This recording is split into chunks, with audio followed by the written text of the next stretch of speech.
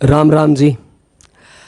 आज की चौपाई सुंदरकांड से है और इसका प्रसंग कुछ ऐसा है कि इससे पहले कि राम जी रावण का समूल विनाश कर दे, शंकर भगवान अपने भक्त रावण के दरबार में पहुँचे हैं हनुमान जी का रूप लेकर, और अपने भक्त रावण के कल्याण हेतु उससे मिले, उसकी बातें सुने, और उसकी बातें सुनने के बाद उसकी जो बीमारी है, उसकी जो प्रॉब्लम है, उसको अच्छे से समझकर उसके कल्याण हेतु परम उपदेश दिया।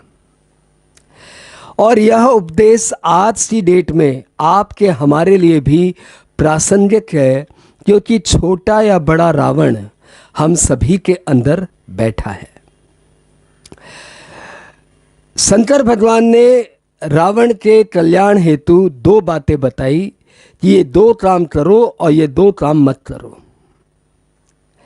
उन्होंने जो दो काम नहीं करने के लिए कहा, उसमें से एक है मोह, कि आप अपने मोह को छोड़ दो।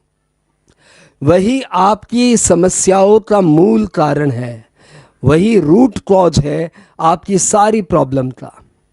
चाहे वह पुत्र मोह हो, चाहे वो धन मोह हो, पुत्री मोह हो, स्त्री मोह हो, या समाज मोह हो, वाहवाही का मोह हो, जैसा भी मोह है, संस्कृत में मोह का अर्थ होता है मूर्खता।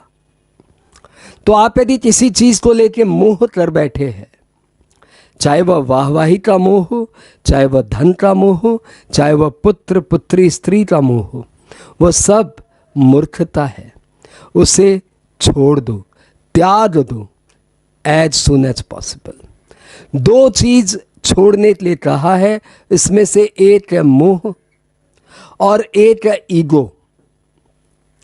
त्यागहु तम अभिमान। तम अभिमान मतलब तामस अभिमान, तामस अभिमान मतलब झूठा अभिमान, झूठा अभिमान मतलब ईगो। दो तरह के अभिमान है, एक स्व अभिमान, एक तम अभिमान। स्व अभिमान मतलब तो स्वाभिमान, सेल्फ रिस्पेक्ट, वो रखो, परंतु तम अभिमान मतलब ईगो, उससे जितना जल्दी हो सके छोड़ो।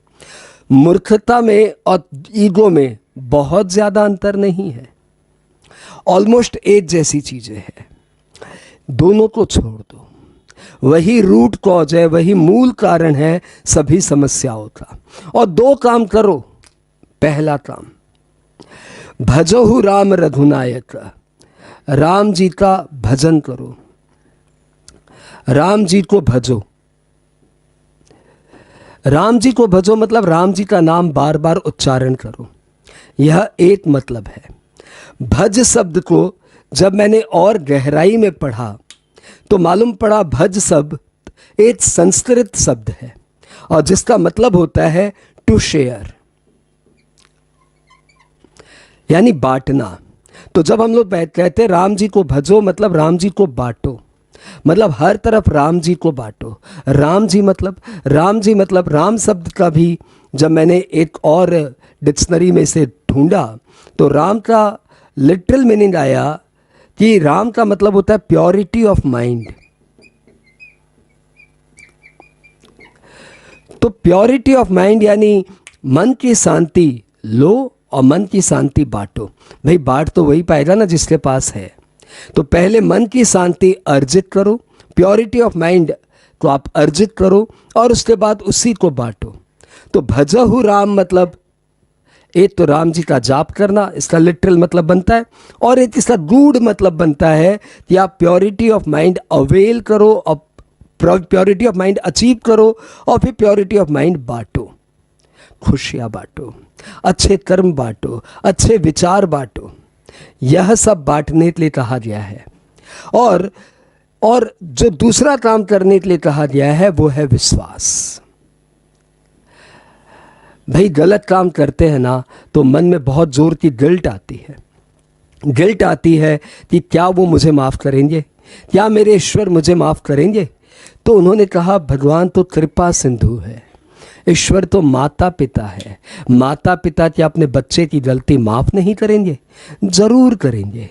बस आप उस पर विश्वास रखिए और उस विश्वास को दृढ़ बनाइए और भजहु राम रघुनायक।